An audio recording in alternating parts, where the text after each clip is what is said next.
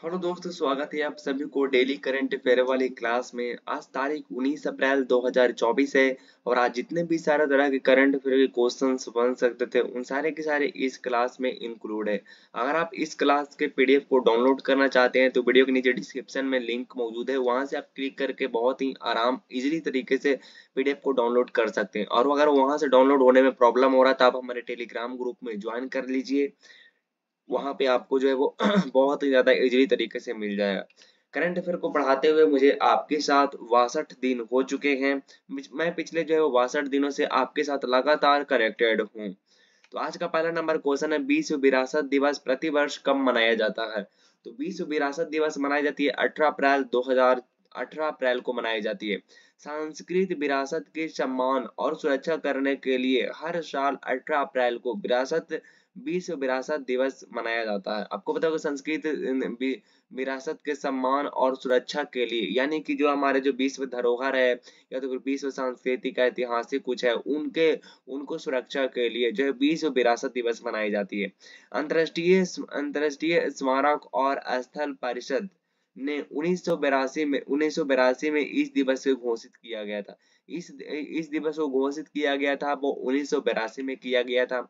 संयुक्त राष्ट्र शैक्षणिक और वैज्ञानिक तथा सांस्कृतिक संगठन यूनेस्को ने साल 1983 में इस दिवस को मंजूरी दिया था। यूनेस्को के बारे में आपको पता होगा कि यूनेस्को जो है वो विश्व की ऐतिहासिक जितने भी कोई चीज है उसको बचाने की कोशिश करते रहते हैं, जिसकी स्थापना जो होती है वो 1983 में सांस्कृतिक संगठन की स्थापना यूनेस्को की होती है 1983 में। वो जुड़ा हुआ है वैज्ञानिक और सांस्कृतिक, इस मामले में जो जो चीज रहती है उसको सेपरेट करने की वो कोशिश करते हैं। इस वर्ष विश्व विरासत दिवस का थीम जो रखा गया है वो विविधता की खोज करें और अनुभव करें, यानी कि डिस्कवर एंड एक्सपीरियंस डाइवर्सिटी। अब भारत के प्रमुख यूनेस्को विश्व धरोहर स्थल की बात करते हैं तो भारत के वर्तमान में कुल जो यूनेस्को में शामिल हुआ है वो आपका 42 विश्व धरोहर स्थल जो है। इनमें से 34 सांस्कृतिक और 7 प्राकृतिक और एक मिश्रित प्रकार का जो है वो 42 है। आप कहेंगे 34 और 7 देख ले, 34 7 4 7 4 7 3 10 और एक 11 होती है, नहीं 42 होनी चाहिए। 7 3 10 और एक 11 यानी कि 42, जो इनमें से 34 जो है वो सांस्कृतिक है। और अच्छा ये जो कितना हुआ 41 हुआ और एक जो है वो मिश्रित प्रकार के जो है ये है। अब भारत की अस्थायी सूची में 52 साइटें मौजूद है जो कि शामिल हुए हैं। और भारत भारत विश्व में स्थलों की संख्या के मामले में छठे स्थान पर है। तो भारत भारत विश्व में स्थलों की संख्या के मामले में जो है वो छठे स्थान पर है। आपको पता होगा इससे पहले 5 देश है। इटाली इटाली उसके अच्छा उसके बाद में आपका जो है वो स्टैटिस्टिक्स के रिपोर्ट के अनुसार यूनेस्को वर्ल्ड हेरिटेज में आपका लोकेटेड के मामले में कितने नंबर पर इंडिया जो आती है? तो आप कहेंगे इटाली, चाइना, जर्मनी, स्पेन और फ्रांस के बाद इंडिया की नंबर आती है। बात आई है यूनेस्को की, तो यूनेस्को के मामले में जान लेते हैं। इसकी स्थापना होती है 1945 में 16 नवंबर को, जिसकी मुख्यालय फ्रांस के पेरिस में बनाई जाती है और जिसकी महानिदेशक बनी है आपका आड़े ओजेल बनी है। और जिसकी सदस्य जो है वो 193 सदस्य और 11 सहयोगी सदस्य इसमें मौजूद है। संयुक्त राष्ट्र यूएन की एक विशेष एजेंसी है। इसका कार्य शिक्षा, प्राकृतिक तथा समाज विज्ञान, संस्कृत तथा संचार के माध्यम से अंतर्राष्ट्रीय शांति को बढ़ावा देना है। अप्रैल माह के प्रमुख दिवस मनाए जाते हैं जो कि हम लोग देख लेते हैं, जैसे राष्ट्रीय लोक सेवा दिवस 21 अप्रैल को मनाई जाएगी। उसके बाद में महावीर जयंती 21 अप्रैल को मनाई जाएगी। फिर विश्व पृथ्वी दिवस 22 अप्रैल को मनाई जाएगी। विश्व पुस्तक और कॉपीराइट दिवस मनाई जाती है 23 अप्रैल को। राष्ट्रीय पंचायती राज दिवस मनाई जाती है 24 अप्रैल को। उसके बाद में विश्व विश्व टीकाकरण सप्ताह 24 से 30 अप्रैल को मनाई जाती है, मतलब 24 से 30 अप्रैल में मनाए थे। विश्व मलेरिया दिवस 25 अप्रैल को मनाई जाती है। चलिए आज का अगला नंबर क्वेश्चन है, अयोध्या में श्री राम सूर्य तिलक कार्यक्रम के किस भारतीय संस्थान ने अहम भूमिका निभाई है? तो आपका भूमिका निभाई आपका इंडियन इंडियन इंस्टीट्यूट ऑफ एस्ट्रोजी एस्ट्रोफिजिक्स एस्ट्रो एस्ट्रोफिजिक्स के द्वारा जो मनाया गया है, निभाया गया है। अब देख लेते हैं यहाँ पे कि विज्ञान और प्रौद्योगिकी विभाग के अंतर्गत एक स्वायत्त निकाय भारतीय भारतीय खगोल भौतिकी संस्थान ने अयोध्या में श्री राम सूर्य तिलक कार्यक्रम में महत्वपूर्ण भूमिका निभाई है। अयोध्या में सूर्य तिलक कार्यक्रम में प्रयोग हुए ऑटो मैकेनिकल सिस्टम को सीबीआरआई ने और डिवाइस का निर्माण ऑप्टिक्स बैंगलोर ने किया। यहाँ पे आप कुछ कुछ बातें समझ सकते हैं, जैसे कि यहाँ पे जो है वो सूर्य किरण जो लग रहा है उसके मामले में ये कुछ बता रहा है। ऑटो मैकेनिकल सिस्टम क्या है, इसके बारे में आपको कुछ बताया गया है कि ऑटो मैकेनिक्स ऑप्टिकल भाग और उपकरणों का निर्माण और रख रखाव है।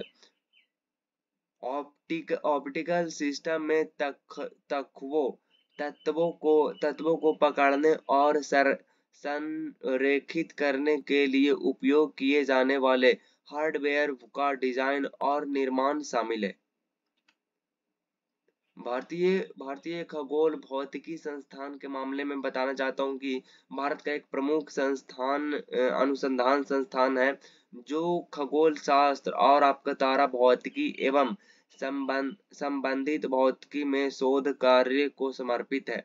स्थापना जो इसकी होती है वो आपका होती है 1971 में होती है और निदेशक जो रहते हैं वो अन्नपूर्णी सुब्रमण्य है। अयोध्या राम मंदिर आपका जो शिलान्यास 5 अगस्त 2020 पीएम नरेंद्र मोदी। मंदिर का उद्घाटन जो 22 जनवरी 2024 और राम मंदिर की शैली आपका नागर शैली है और नई मूर्ति की ऊंचाई जो है वो आपका 4.24 फीट है और मूर्ति की चौड़ाई 3 फीट है। अयोध्या राम मंदिर में मंडप आपका 5 मंडप, उसके बाद में आपका जो है देख सकते हैं 5 मंडप है और उसके बाद मूर्तिकार अरुण योगी राज कर्नाटक। उसके बाद मंदिर का डिजाइन चंद्रकांत सोमनपुरा। अयोध्या राम मंदिर देश की 2 दिग्गज कंपनियों टाटा ग्रुप और L&T ने मिलकर तैयार किया है। नई मूर्ति में श्री राम की 5 साल की आयु का वर्णन किया गया है। किसे हाल ही में सांख्यिकी और कार्यक्रम कार्यान्वयन मंत्रालय के सचिव का अतिरिक्त प्रभार दिया गया है? तो दिया गया सौरभ गर्ग को। केंद्र सरकार के आईएएस अधिकारी सौरभ गर्ग को सांख्यिकी और कार्यक्रम कार्यान्वयन मंत्रालय के सचिव का अतिरिक्त प्रभार सौंपा। गर्ग ओडिशा कैडर में 1991 बैच के आईएएस अधिकारी हैं। सांख्यिकी एवं कार्यक्रम क्रियान्वयन मंत्रालय भारत सरकार का एक मंत्रालय है। सांख्यिकी एवं कार्यक्रम क्रियान्वयन मंत्रालय के राज्य मंत्री स्वतंत्र प्रभार राव इंद्रजीत सिंह है। भारत शासन में सचिव जो आपका है वो राष्ट्रपति के सचिव हैं, आपका राजेश वर्मा। उपराष्ट्रपति के सचिव है सुनील कुमार गुप्ता है। प्रधानमंत्री के प्रधान सचिव है आपका पीके मिश्रा और राज्यसभा के महासचिव जो है वो आपका प्रमोद चंद्र मोदी है। लोकसभा के महासचिव जो है वो उत्पल कुमार सिंह है और कैबिनेट सचिव जो है वो आपका राजीव गौबा है। आज का चौथा नंबर क्वेश्चन है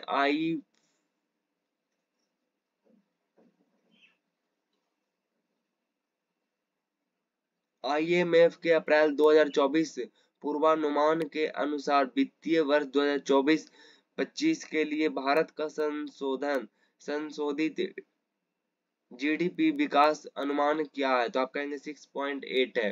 अंतर्राष्ट्रीय मुद्रा कोष ने को वित्तीय वर्ष 2024-25 के लिए भारत के सकल घरेलू उत्पाद यानी कि जीडीपी के विकास अनुमान को बढ़ाकर 6.8 प्रतिशत कर दिया, जो इसके पिछले पूर्वानुमान 6.5 प्रतिशत से अधिक है।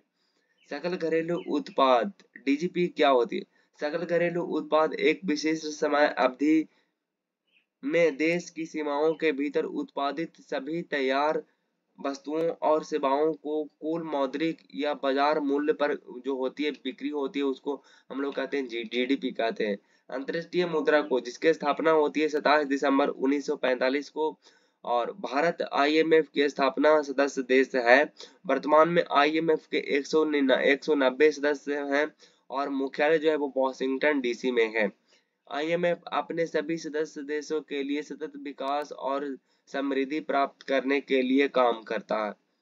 अंतर्राष्ट्रीय मुद्रा कोष सरकार ने FY25 के लिए 170 मिलियन टन कोयला उत्पादन का लक्ष्य रखा। एचडीएफ लक्षद्वीप में शाखा खोलने वाला पहला क्षेत्रीय बैंक बन गया। एडीजी ने वित्त वर्ष 2024-2025 के लिए भारत की डीजीपी वृद्धि का अनुमान बढ़ाकर के 7.7% कर दिया गया। की सरकार ने युवाओं को धूम्रपान शुरू करने से रोकने के लिए अप्रैल 2024 में एक ऐतिहासिक धूम्रपान प्रतिबंध का प्रस्ताव रखा। तो आप कहेंगे वो जो है वो ब्रिटिश सरकार है। ब्रिटिश सरकार ने युवाओं को धूम्रपान शुरू करने से रोकने के लिए एक ऐतिहासिक धूम्रपान प्रतिबंध का प्रस्ताव रखा है। इस विधेयक का उद्देश्य 1 जनवरी 2009 के बाद जन्मे व्यक्ति को तंबाकू उत्पाद बेचना अवैध माना है। मार्च के दूसरे बुधवार को धूम्रपान निषेध दिवस मनाया जाता है। मार्च के दूसरे बुधवार को इस वर्ष 2024 में यह 13 मार्च को धूम्रपान निषेध दिवस मनाया गया। इस अवसर का धूम्रपान को हानिकारक प्रभावों के बारे में जागरूकता फैलाने पर बल दिया जाता है। इस वर्ष 2024 के लिए धूम्रपान निषेध दिवस का विषय तंबाकू उद्योग के हस्तक्षेप में बच्चों की रक्षा करता है। अब नॉलेज की फैक्ट्री में ये जानते हैं कि आपका विदेशी यात्रा जो रहा है वो आपका रहा है कौन सा काल में रहा और कब से कब रहा था। आप कहेंगे ब्राह्मण काल में रहा है, शासन काल में रहा।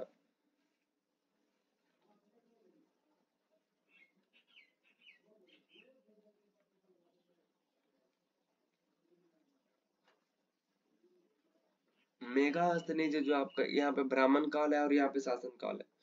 मेगाहस्तनीज जो है वो 302 से 298 ईसा पूर्व में रहा था चंद्रगुप्त मौर्य के समय और डाइमेकस 320 से 273 के बीच में रहा था बिंदुसार और फाहनन जो था वो 405 से 1100 ईसा पूर्व में रहा चंद्रगुप्त मौर्य तृतीय और हेन सांग जो कि 660 से आपका 45 ईसा पूर्व में हर्षवर्धन के समय में रहा था।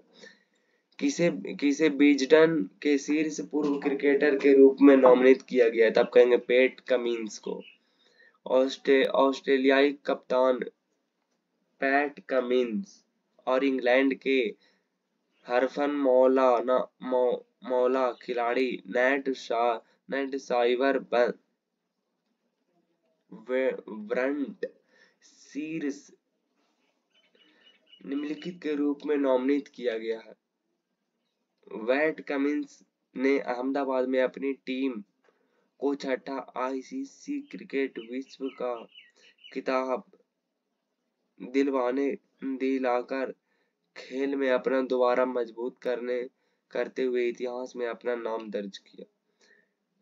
नेट साइवर ब्रंट महिलाओं की ओर से इंग्लैंड की नेट साइबर ट्रैन ब्रंट को 20 में बीजटन अग्रणी क्रिकेटर के रूप में मान्यता दी गई है। उन्होंने एशेज श्रृंखला में असाधारण प्रदर्शन किया। विश्व में विजडन के अग्रणी क्रिकेटरों के अलावा अल्मानैक के 2024 संस्करण ने 5 असाधारण प्रदर्शन करने वाले को भी प्रातिष्ठिक Wisden cricketer of the year पुरस्कार सम्मानित किया गया।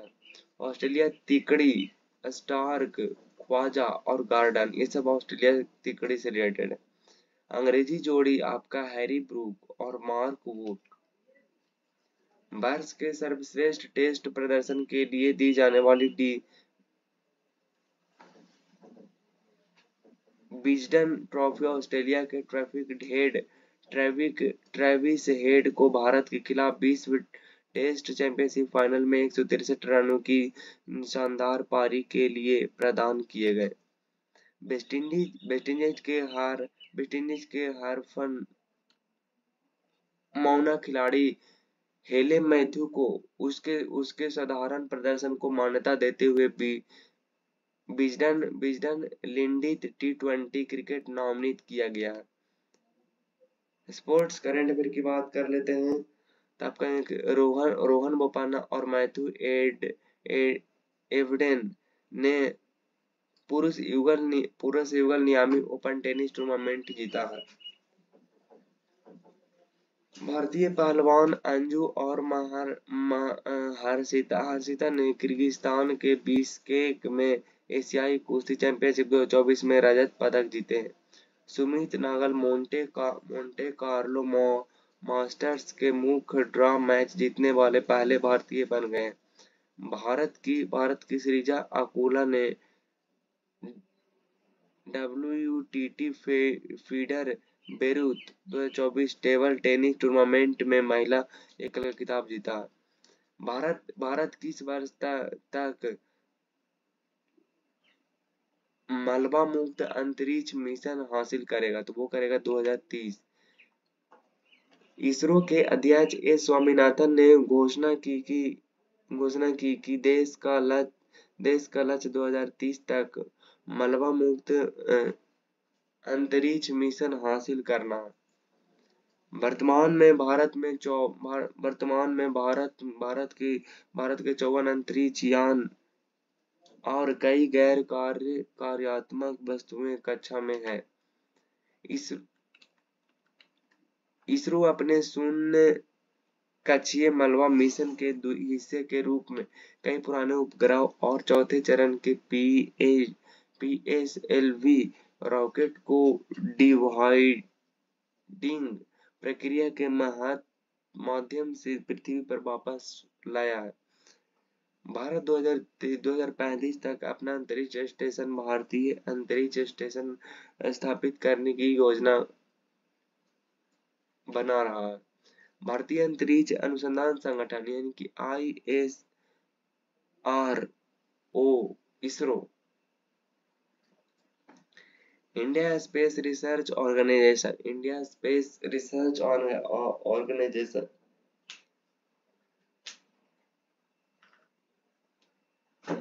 की स्थापना 15 अगस्त 1969 में हुई थी, जिसको स्थापना किया गया था विक्रम साराभाई को। इसरो का स्थापना मनाया जाता। साराभाई इसरो के पहले अध्यक्ष थे। मुख्यालय जो बनाई गई थी वो बेंगलुरु में बनाई गई थी और अध्यक्ष जो है वो आपका एस सोमनाथ है। इसरो भारत सरकार के अंतरिक्ष विभाग DOS के अंतर्गत कार्य करता है। भारत सरकार के आगामी लक्ष्य की बात करें तो सभी गांवों में ऑप्टिकल फाइबर पिछले का लक्ष्य जो है वो आपका 2025 तक रखा गया। भारत को टीबी मुक्त देश बनाने का लक्ष्य जो रखा गया है 2025 तक।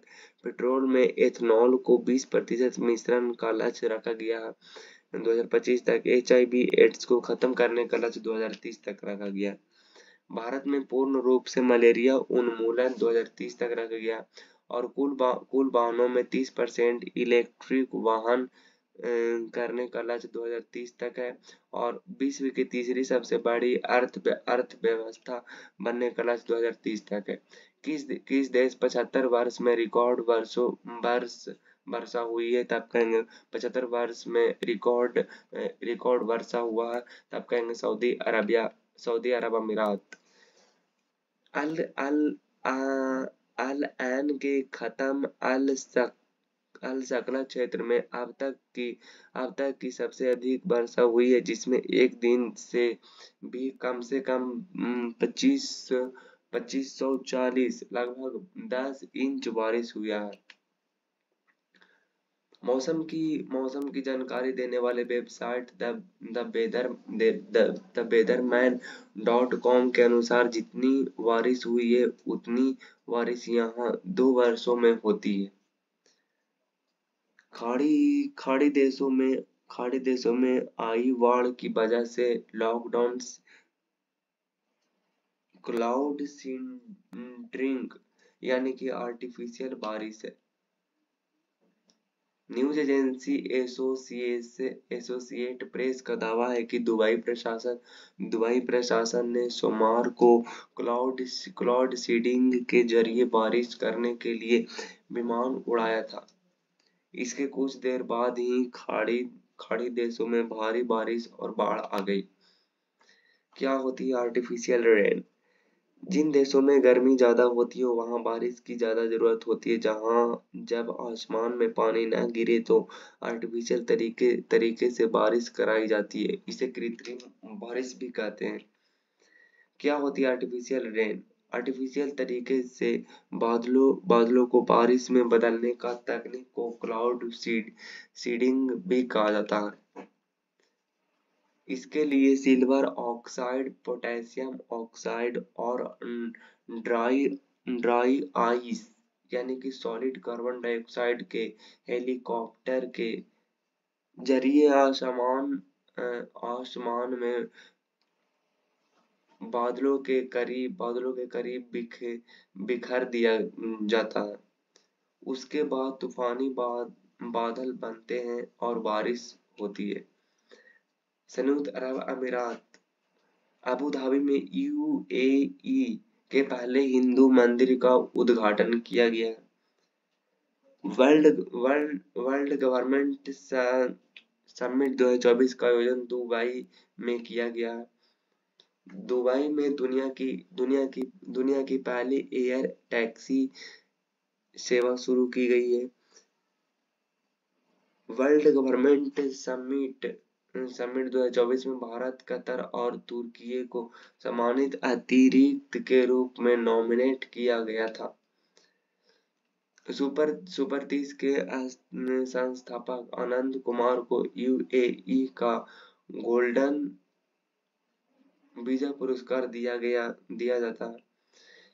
भारत और यूएई को सेना के बीच डेजर्ट साइक्लोन 2024 अभ्यास राजस्थान में आयोजित किया गया। नोवा है कि इस अभिनेत्री को टाइम मैगजीन की दुनिया के 100 सबसे प्रभावशाली लोगों के लिस्ट में शामिल किया गया है। तो वो किया गया आलिया भट्ट। टाइम मैगजीन ने साल 2024 में सबसे प्रभावशाली लोगों की लिस्ट जारी की है। इस लिस्ट में एक्ट्रेस आलिया भट्ट का नाम शामिल है।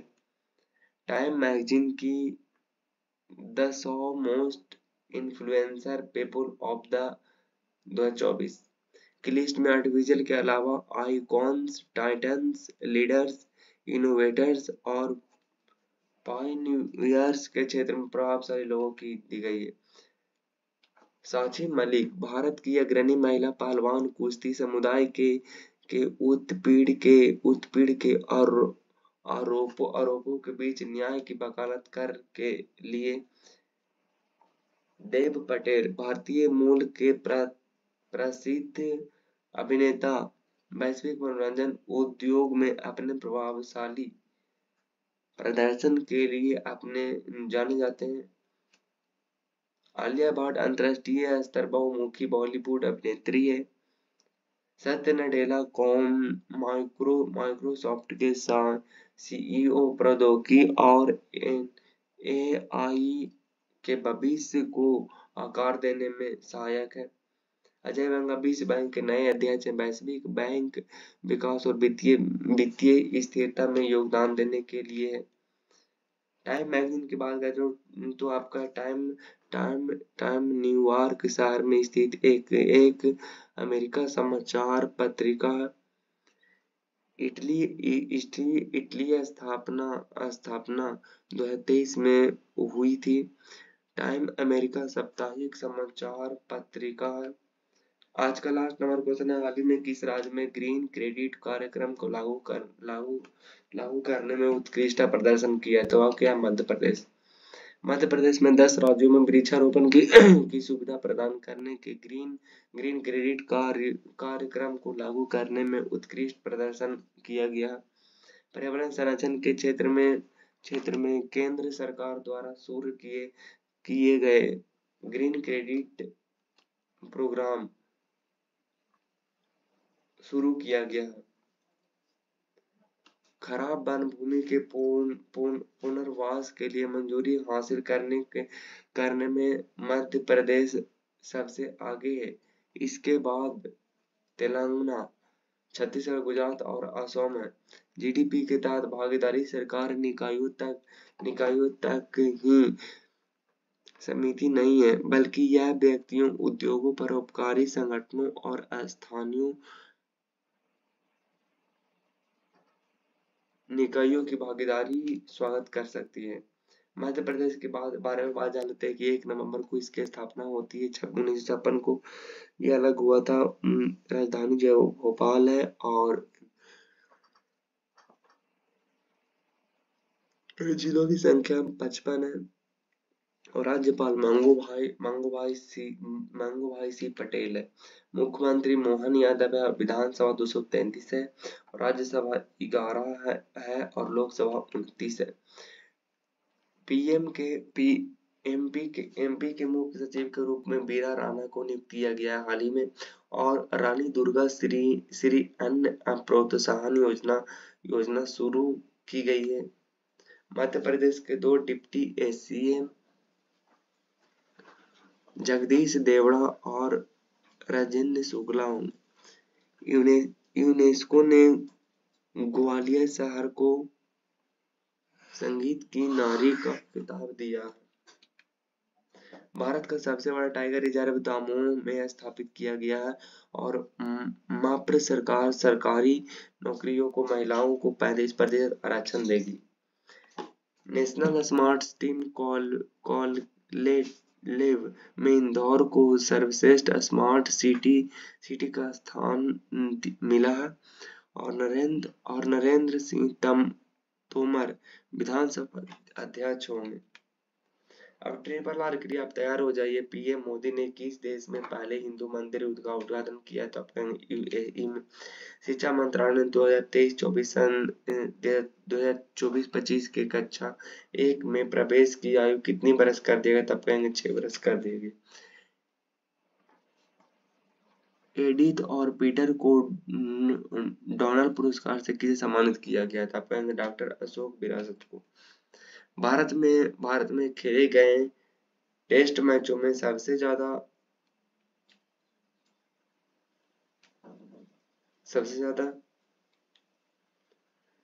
विकेट लेने वाले गेंदबाज कौन बने थे? वो बनेगा रविंद्र अश्विन। यूजीसी के द्वारा बिहार केंद्रीय विश्वविद्यालय को क्षेत्रीय श्रेणी का उद्घाटन लिया है तो वो आपका प्रथम श्रेणी में आती है। पर्पल उत्सव का आयोजन कहाँ किया गया था? कहेंगे अमृत उद्यान, दिल्ली में। पंकज उधास का निधन हो गया। वह कौन थे? तो वो थे एक गजल गायक थे। खेलो इंडिया बीन्स गेम्स 2023-24 का सबसे अधिक मेडल किसने जीता? तो वो जीता आपका सेना ने। विश्व का सबसे बड़ी अनाज भंडार योजना शुरुआत की गई थी तो वो की गई थी द्रौपदी मुर्मू। विश्व बैंक के जीईएफ की पहली महिला डायरेक्टर कौन बनी? तो वो आपका बनी है संगीत। विश्व बैंक के जीईएफ की पहली महिला डायरेक्टर कौन बने? तो वो बने गीता बस्त्रा। लता दीनानाथ मंगेशकर अवार्ड 2024 से किसे सम्मानित किया गया है? तो ये सम्मानित किया गया आपका अमिताभ बच्चन को। तिरंगा बर्फी और ढलुआ धातु शिल्प को जीआई टैग प्रदान किया गया है। यह केवल यह किस राज्य से संबंधित आपका उत्तर प्रदेश से। भारत की पहली हाइब्रिड बीज का निर्माण कहाँ किया गया था? कहेंगे वो जो किया गया है वो धर्मशाला Himachal Pradesh. Global forest watch के अनुसार भारत में कितने पृष्ठ क्षेत्र नष्ट हो गए? तब 2.3। यूरोपीय अंतरिक्ष एजेंसी का प्रोवा 3 मिशन कौन लॉन्च किया था? आपका नासा। वेबसाइट की शुरुआत किस राजनीति पार्टी के द्वारा किया गया? तब कहेंगे आम आदमी पार्टी। भारतीय गर्ल्स गणित और ओलंपिक 2024 में भारत ने किसने सिविल मेडल जीते हैं? तब कहेंगे वो जीता है वो आपका 2। लोंगटे महोत्सव किस राज्य में मनाया गया है? तब कहेंगे वो मनाया अरुणाचल प्रदेश में। विश्व होमोफिलिया दिवस 17 अप्रैल को मनाई जाती है। भारत पे के रूप मुख्य कार्यकारी अधिकारी सीईओ कौन बने हैं? तो वो आपका बने हैं नलिन नेगी। सीएपी 28 शिखर सम्मेलन का कहाँ हुआ था? कहीं मुंबई में। ग्रीन क्रेडिट कार्यक्रम शुरू हुआ था कहेंगे 2022 में। टाइम मैगजीन कहाँ शुरू की प्रकाशित हुआ था? आप कहेंगे वो हुआ आपका अमेरिका में। भारत 21 वर्ष तक टीबी मुक्त होने का लक्ष्य रखा था। कहेंगे वो जो लक्ष्य रखा है वो आपका रखा है 2025 तक। रोहन बोपन्ना का संबंध किस राज्य से खेल रहे हैं? तब कहेंगे वो खेला टेनिस से।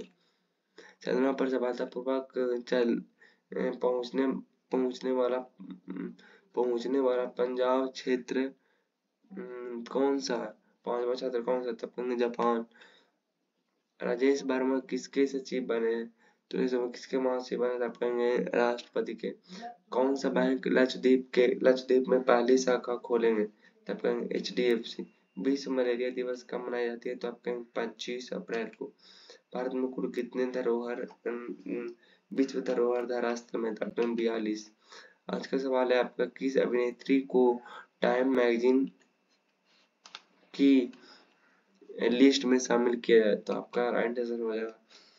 बाकी मेरे टेलीग्राम ग्रुप से ज्वाइन नहीं किया तो जाकर ज्वाइन कर लीजिए और वीडियो को जहां हो सके तो आप शेयर कर दीजिए। बाकी मुलाकात होगी नेक्स्ट वीडियो में next topic. All the best. जय हिंद, बंधु।